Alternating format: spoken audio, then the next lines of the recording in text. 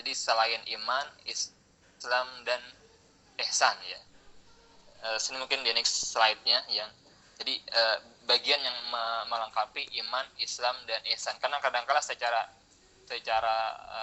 peristilahan ada sebagian dari kita, sebagian dari umat Islam tuh yang kurang begitu sepakat dengan istilah tasawuf ya, walaupun secara semangatnya sama dengan ihsan. Oleh karena itu kemudian ketika bicara tentang ihsan itu bagian dari namanya akhlak Islam, akhlak Nabi, bagian dari karakter sahabat salafus saleh. Jadi bukan hanya dibatasi oleh sufi saja. Jadi ketika misalnya kita bicara tentang sufi ini itu pengobatan yang berangkat dari Islam yang barangkali sama serupa dengan istilah pengobatan kenabian, kemudian kedokteran Islam, kemudian ruqyah syariah, itu bagian-bagian yang identik atau yang serupa dengan sufi healing ya. Hanya memang secara spesifik sufi healing ini bisa dimaknai sebagai upaya penyembuhan menggunakan konsep atau tradisi sufi. Kan memang tradisi sufi sangat kaya dengan berbagai macam hal yang itu relevan untuk kemudian sebagai ikhtiar untuk penyembuhan. Oke, next slide Pak Imad. Nah, sedikit sebelum masuk ke dalam pembahasan mengenai sufi healing, untuk menyamakan dahulu persepsi kita mengenai tadi kan tasawuf ya.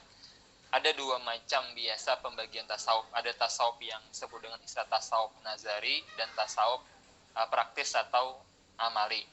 Secara teoritis ini biasanya kan dibahas dalam filsafat tasawuf atau tasawuf falsafi. Pemahamannya sama dengan di filsafat juga, pemahaman tentang wujud Tuhan alam manusia yang kemudian secara epistemologinya menggunakan model Hodori, Kasyaf, Irfan. Itu yang secara yang falsafinya. Nah, yang kita bahas lebih kepada yang praktiknya atau tasawuf sebagai sebuah amali ya. Bahwa dia merupakan sebuah suluk atau perjalanan spiritual yang meliputi ada mujahadah dan riyadhah dengan tahapan ada yang namanya maqamat dan awal. Ini saya kira kunci-kunci untuk nanti masuk ke dalam sufi healing ya. Jadi ada istilah mujahadah, kemudian istilah riyadhah, istilah maqamat dan ahwal. Ini beberapa keyword kata kunci untuk nanti masuk ke dalam sufi healing. Nah, kemudian memang ada seringkali di kalangan kita di masyarakat Banjar itu pengklasifikasian, pembagian, ada tasawuf teoritis yang nazari, kemudian amali dan ahlaki yang kadang-kala kalau ini hanya secara konseptual tidak bisa kemudian dibagi secara hitam putih, bahwa ketika orang kemudian teoritik lantas mengabaikan amali, atau kemudian ketika orang memilih ahlaki kemudian harus menjauhi nazari. Karena memang ada saling keterkaitan antara ketiga macam konsep ini. Jadi setiap tasawuf yang amali biasanya ada basis teoritiknya yang kemudian untuk yang memperkuat aspek yang amali atau ahlaki. Juga sebaliknya sama. Pada tasawuf yang nazari pun nanti ada buahnya berupa yang amalia atau ahlak-ahlak tertentu. Jadi pembagian yang pengklasifikasian yang hitam putih ini cenderung akan problematik ketika dipisahkan secara tegas. Terus Pak Imad, ini tadi kan mengenai tasawuf sebagai akar dari kata sufi healing. Jadi mungkin kalau bisa kita sepakati, sufi healing merupakan pengobatan atau jenis pengobatan penyembuhan yang berbasis kepada tradisi sufi ya. Dan sufi tidak kita batasi hanya kemudian untuk kelompok tertentu, dia identik, dia juga bisa disamakan dengan tradisi yang berkembang dalam Islam yang terkait dengan penyembuhan, yang itu bisa diambil dirujuk dari tradisi Nabi, kemudian yang dari Al-Quran dan dari para ulama-ulama sebelumnya. Termasuk nanti yang banyak kalau kita membaca di berbagai literatur tentang sufi healing itu karya-karya dari misalnya Ibnu Sina, Al-Qalam Fiatib, kemudian Ibnu Rus juga sangat diapresiasi, diakomodir oleh mereka. Jadi bukan hanya yang sifatnya tadi kan murni praktek yang terbatas pada yang sufi semata. Nah, kemudian terkait dengan metode healing ya, ini sebenarnya kalau kita melihatnya mencermati, tadi kan yang di awal sudah saya sampaikan, ada yang mainstreaming, ada yang alternatif ya. Ini beberapa jenis yang pengobatan yang bisa kita sebut dengan pengobatan alternatif ya. Yang uniknya sekarang menjadi memiliki daya tarik tersendiri ya. Yang diminati bukan hanya oleh orang-orang timur, juga di barat ya. Misalnya Ini beberapa yang bisa saya sebutkan di sini. Ada metode healing yang modern ini kan yang terapi konseling. Biasa kita di psikologi sangat paham familiar dengan terapi konseling ya, yang juga kadang dipraktikkan di berbagai tempat rumah sakit atau yang modern. Nah kemudian mungkin ini lebih kepada historisnya ya. Jadi pengobatan sebetulnya bukan hanya saat ini yang berkembang. Jadi pada masa-masa yang lampau ada banyak jenis pengobatan, ada jenis penyembuhan ya. Misalnya kita kenal yang tradisional itu ada yang Reiki ya. Kemudian akupresur ya. Reiki ini kan situ yang biasanya yang berhubungan dengan ini yang dari Jepang ya, kalau saya nggak keliru ya, Reiki. Kemudian akupresur ini dari Cina, sama dengan akupuntur. Cuma bedanya kan kalau akupuntur itu menggunakan model jarum, sedangkan akupresur ini yang kayak semacam tekanan ya, yang jari ya. Kemudian Ayurveda ini dari India ya, pengobatan juga yang klasik, lebih dari 5.000 tahun yang lampau sudah ada ya. Kemudian ada herbal, ada homeopati. Homeopati ini pengobatan yang relatif agak baru di abad ke-17-an di Eropa berkembangnya malah gitu ya. Ini pengobatan juga yang sekarang juga ada beberapa tempat yang memberikan tawaran ya, pengobatan homeopati di kayak semacam pengobatan alternatif ya, di wilayah kita. Ini semuanya hampir sama. Jadi sebagian itu menggunakan dari bahan-bahan alam, kemudian menggunakan media yang ada tangan, ada jarum gitu ya. Yang kaitan dengan tradisional biasanya. Jadi biasa kita sebutkan apis berhadapan dengan yang modern, yang serba kimia, serba sintetis gitu ya, itu yang tradisional. Kemudian selain itu juga ada yang bernuansa spiritual pengobatan. Ini biasanya berhubungan dengan teknik tertentu, misalnya kan ada yoga yang dari tradisi Hindu ya, India. Kemudian di barat sangat populer yoga gitu ya, sebagai sebuah tindakan preventif untuk penyembuhan. Kemudian di Cina itu ada Tai Chi namanya, Tai Chi. Mungkin kita kenal yang Tai Chi Master ya di cerita silat Cina. Kemudian Shiatsu. Shiatsu ini kalau kita mungkin biasa Shiatsu itu yang message ya, berhubungan dengan yang berurutan. Itu biasanya kita berurutan sama dengan Shiatsu, tapi di Jepang ya. Kemudian magnetism itu juga jenis pengobatan ya, pengobatan yang membayangkan bahwasanya di alam ini kan berhamburan energi yang bisa dipakai untuk pengobatan gitu ya, pengobatan ya, energi. Hipnosis saya kira dipahami ya, ini kayak semacam hipno ya, ke hipnoterapi. Hipnosis juga hampir serupa hipnoterapi. Kemudian ini breathing exercise, latihan pernapasan ya. Terus yang berikutnya ada divine spiritual power, nih biasanya kan meditasi, zikir dan seterusnya. Nah, ini yang berkembang yang kemudian sebagiannya nanti diadaptasi oleh soft healing gitu ya, sebagian. Karena kan dalam soft healing itu nanti mereka juga menggunakan berbagai macam hal yang kita baca dari sekian literatur tentang soft healing. Ada aspek pengobatannya, tumbuh-tumbuhan, makanan, nanti melihat unsur-unsur di aspek di dalam kita, ada unsur panas, unsur dingin, unsur kering, unsur lembab, itu bagian-bagian dari dalam tradisi healing ya. Herbal jelas diakomodir. Kemudian ada pernapasan, nanti kalau kita pahami kan itu malah bagian penting dalam tradisi sufi ya. Ketika mereka zikir biasanya dibarengi dengan seni pernapasan dengan teknik-teknik tertentu ya. Kemudian ini yang tadi yang gambaran mengenai bagaimana tentang metode healing yang berkembang sebagai sebuah pengobatan alternatif ya, apis dengan pengobatan dunia modern. Silakan Pak Imad next. Nah, oke. Nah, saya masuk sekarang ke tradisi healing, dan biar agak cepat juga. Pertama dulu yang menarik dalam tradisi Sufi ini ya, sama dengan di tradisi Islam juga dan tradisi Timur pada umumnya yang terkait dengan tadi kan yang model Sufi, yang model healing alternatif tadi itu, dalam Islam bahwasanya sehat dan sakit itu sebagai sebuah sunatullah. Ini dulu cara pandang ya, sebagai sebuah sunatullah. Kemudian Tuhan tuh punya sifat asyafi yang maha menyembuhkan ya. Sehingga nanti ketika seorang sufi melihat sehat dan sakit itu lebih kepada ini sama-sama menguntungkan gitu ya. Yang sehat atau bagus, yang sakit juga tidak dianggap sebagai sebuah berkah karunia juga gitu. Ini dalam pandangan sufi ya. Sehat memang dianjurkan, bahkan sangat ditekankan bahwa kita dalam Islam di kalangan sufi utamanya disebutkan juga harus berdoa untuk kesehatan ya. Mungkin kita juga paham kan doa setiap hari ketika doa atau wa'afini disehatkan, berilah abu-abu sehat kesehatan. Kemudian doa kunut juga ada yang dipanjatkan mengenai apa yang agar kita menjadi sehat.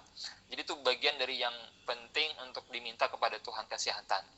Kemudian sehat, ada banyak hadis tentang sehat ya, nikmat Tuhan yang diabaikan bersama dengan waktu senggang nih yang disebutkan. Kemudian jaga sehatmu sebelum datang sakitmu, juga hadis-hadis yang sering terkait dengan pengabaian umat Islam terhadap sehat ya. Jadi sehat sangat penting. Namun ketika kemudian sakit juga bukan hal yang lantas dianggap negatif ya. Itu nanti penting karena ada cara pandang yang berbeda terhadap sakit dari perspektif yang sufi dengan perspektif yang tadi kan yang modern. Kalau kita coba yang hadap-hadapkan ya. Bagi seorang sufi, sakit itu merupakan pengalaman spiritual ya. Tuhan mengingatkan untuk kembali kepadanya gitu ya dengan sakitnya. Bahkan kalau dibaca di buku Lamaat itu ya yang Said Nursi ya, di zaman itu dia malah memberikan risalah sampai 26 hal yang menurut dia pentingnya sakit atau gini. Dia memberikan 26 penjelasan tentang bagi orang sakit itu ini loh kelebihannya gitu ya. Sampai 26 item yang disebutkan dalam kitab Lamaat itu ya. Kemudian sakit dalam bagi sufi ya, cara pandang begini. Sakit merupakan sebuah mekanisme tubuh untuk membangun keseimbangan fisik, mental dan spiritual ya. Jadi ketika orang sakit itu merupakan tubuh dia bereaksi agar dia bisa seimbang kembali gitu ya, itu cara pandangnya.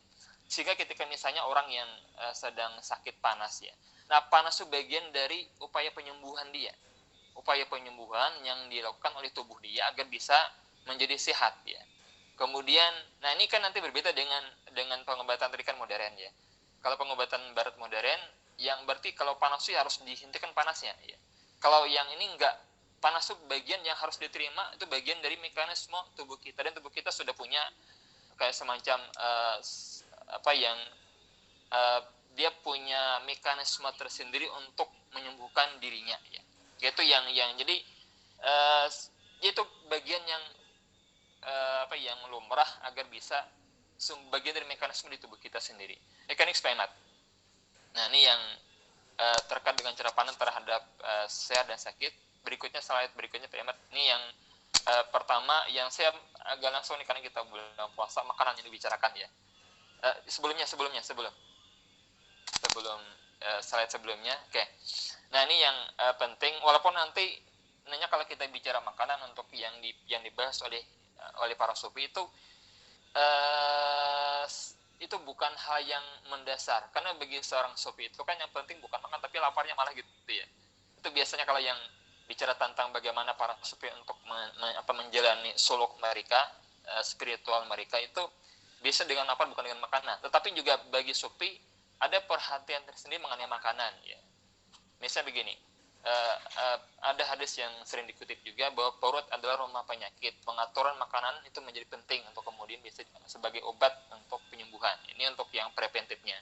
Kemudian di beberapa literatur sufisnya di bukunya Syekh Ghulam Mu'inuddin ya, di Book of Sufi Healing, dia menyebutkan Syekh Sufi itu yang pengalaman dia juga seorang ya praktis sufi. Kata dia, biasanya Syekh Sufi itu orang yang ramah dan sering memberikan makanan kepada muridnya.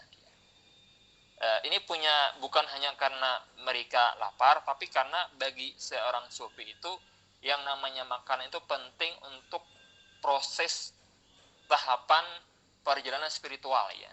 Jadi ada dampak besar dari makanan untuk untuk kekuatan spiritual. Oleh karena itu nanti mereka memilih-milih ya mana makanan yang penting yang bisa dimakan dan mana yang tidak gitu. Jadi ada sekian macam pembagian, pengklasifikasian oleh mereka terkait dengan jenis-jenis makanan yang harus dipilih.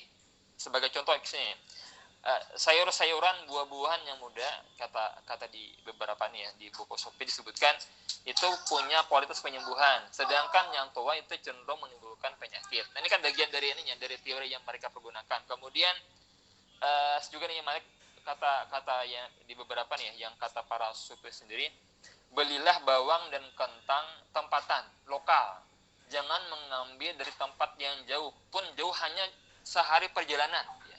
Jangan sampai yang membahas kita tanpa malam. Nah, ini yang penting untuk kita pahami ya, bahwasanya Tuhan memberikan anugerah kepada kita berupa buah-buahan alam gitu ya untuk penyembuhan kita. Nah, bagi Sufi yang tempatan itulah yang penting, lokal maksudnya, buah lokal ya, tempatan yang lokal ya, bukan yang dari jarak jauh.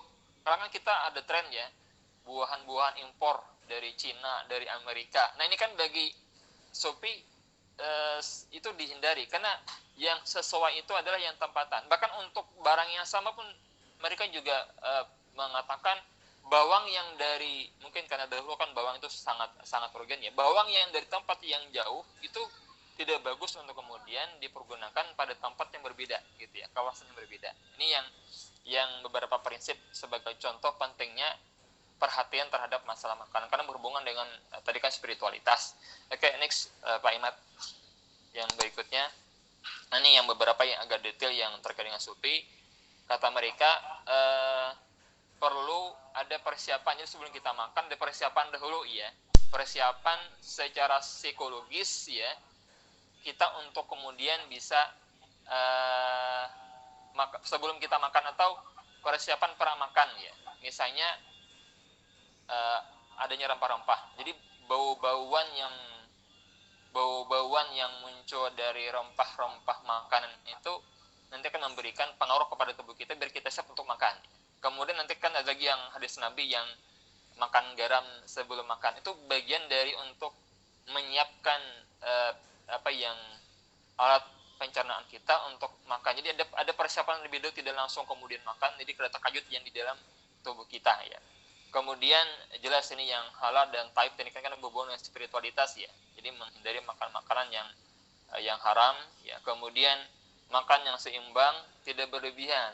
Jadi ada salah satu pernyataan di beberapa di buku yang Sufi gini sebutkan, makanan yang dianggap kurang baik itu ya, tetapi sedikit itu lebih baik dibandingkan dengan makanan yang menurut pandangan umum itu baik tetapi berlebihan gitu ya. Jadi makanan yang sedikit walaupun dianggap tidak baik ya atau kurang baik itu masih lebih bagus ketimbang makanan yang dianggap baik tapi berlebihan. Itu yang prinsip yang lain. Kemudian makanan memiliki fungsi untuk mempertahankan tubuh dan untuk pengembangan jiwa. Kemudian kita memang dianjurkan untuk memberikan namanya makanan. Konsekuensinya karena ini kan berhubungan dengan spiritualitas, biasanya diminta untuk memasak sendiri gitu ya. Mereka masak sendiri karena nanti kan ada ucapan basmalah, doa dengan penuh cinta ketika memasak gitu ya. Ini nanti yang tidak akan bisa kita peroleh kalau kita beli di tempat-tempat yang mungkin tidak jelas sumbernya, tidak tahu cara memasaknya. Ini yang beberapa hal yang berhubungan dengan makanan yang itu penting untuk dijaga oleh para sufi untuk membangun tadi kan spiritualitas mereka. Kemudian berdoa, itu yang saya kira iya. Kemudian walaupun tadi kan ini prinsip utama sufi bukan makan tapi adalah sedikit makan, sedikit tidur, sedikit istirahat. Ini bagian dari prinsip penting di kalangan para sufi ya. Kemudian orientasi mereka adalah Tuhan yang yang merupakan wasilah, termasuk tadi kan makanan yang wasilah untuk kemudian bisa mendapatkan takarub kepada Tuhan. Oke, berikutnya Pak Imad. Nah, ini nanti yang tadi kan mungkin saya agak sedikit cepat di sini, bahwasanya untuk hidup sehat ala sufi itu ada beberapa hal. Misalnya untuk yang pada asik makamat ya, stasiun, kemudian ahwal. Ini dua hal penting yang sering dibicarakan di kalangan di buku-buku tasawuf ya. Makamat itu merupakan tahapan-tahapan kita untuk mendapatkan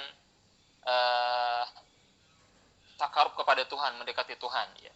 Ada sejumlah teori, ada yang mengatakan 7, 8, ada banyak gitu, ada banyak pandangan mengenai makamat ini ya. Tapi yang jelas itu tahapan-tahapan yang biasanya ditempuh oleh seorang sadik untuk menjalani ikhtiar spiritualitas dia. Sedangkan ahwan ini biasa kondisi spiritual, pemberian dari Tuhan, tidak diusahakan ketika kita melewati makamatnya. Jadi ada misi kita ketika sembahyang merasa nyaman, merasa bahagia, merasa dekat dengan Tuhan, itu bagian dari ahwal yang diberikan ya. Nah kemudian ini yang penting ya, nanti bagian dari makamat itu yang berhubungan misalnya dengan sikap sufi, ada pandangan syakur, bersyukur, menerima ya, itu nanti dibuat dijelaskan. Kemudian bersabar, sabar, kemudian ikhlas, kemudian ridha, kemudian tawakal. Itu bagian-bagian dari sikap hidup seorang sufi yang itu diambil dari makamat, tahapan-tahapan yang harus dilewati. Jelas yang pertama harus taubat dulu gitu ya. Taubat itu yang menjadi pilihannya. Kemudian ada lagi metode biasanya yang dipergunakan, ada metode yang terkena tahali tajali ya. Ini pengosongan, pengisian dan manifestasi ya. Mungkin kalau yang sering itu kita gini, kalau kita di tradisi Banjar ini biasa udah kita praktikkan ya. Ketika misalnya kita berzikir kan minimal 3 macam dibaca, ada subhanallah, alhamdulillah, Allahu akbar. Itu kan bagian dari untuk mengamalkan ini. Subhanallah itu kan tahali, kemudian alhamdulillah itu kan tahali, kemudian yang tajil itu Allahu akbar, itu tajilinya. Jadi kita pun secara bacaan di tradisi Banjar itu juga mengamalkan atau mempraktikkan apa yang menjadi metode dalam oleh para sufi ya, dengan apa yang tasbih ya, tahali pengosongan dari selain Tuhan, kemudian tahali pengisian alhamdulillah yang baik-baik, kemudian Allahu akbar ya.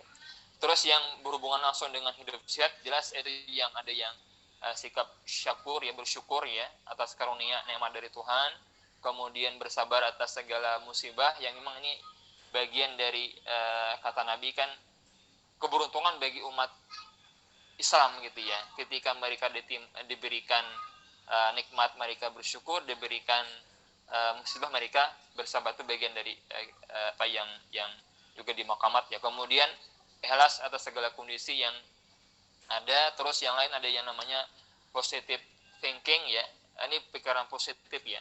Di beberapa cerita seringkali para sufi ketika melihat misalnya orang muslim yang lain berbuat maksiat, itu bahkan sampai mencarikan legitimasi untuk memberikan pembenaran agar dia tidak memunculkan pandangan yang suuzon terhadap yang tadi kan. Oh dia karena ini. Jadi memberikan apa istilahnya tuh pandangan yang positif terhadap yang lain gitu ya. Tidak suuzon ya. Kemudian kita kenal ada yang sifat humoris ya. Kan kita ada yang paham humor sufi, ada anekdot sufi, itu bagian dari tradisi yang dikembangkan dalam tasawuf ya. Terus yang ini mungkin yang terus Pemat next yang hampir terakhir ya, tentang sufi healing, metode sufi healing ya. Ini saya ambilkan dari beberapa literatur terkait dengan sufi healing, ada yang dari The Book of Sufi Healing ya, Syekh Ghulam Mu'inuddin, dari tradisi tarekat Histiyah ya.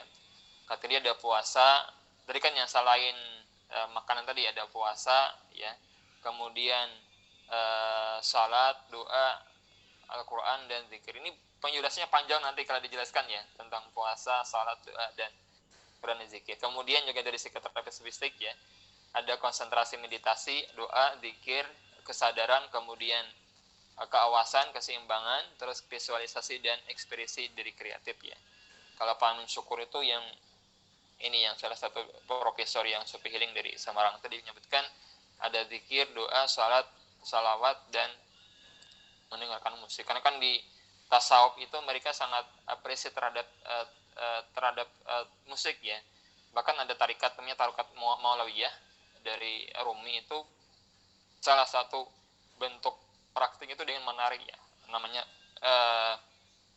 di Whirling of the Dervish ya, tarian sufi yang mutar itu ya, yang mungkin kalau kita lihat sering di tampilkan di pentas umumnya, tarian sopi yang memutar gitu, itu bagian dari untuk menyeimbangkan terhadap kosmos ya. Baik, itu Pak Imad saya kira yang sebagai awal paparan dari saya terkait dengan sopi healing. Terima kasih. Assalamualaikum warahmatullahi wabarakatuh. Waalaikumsalam warahmatullahi wabarakatuh. Terima kasih banyak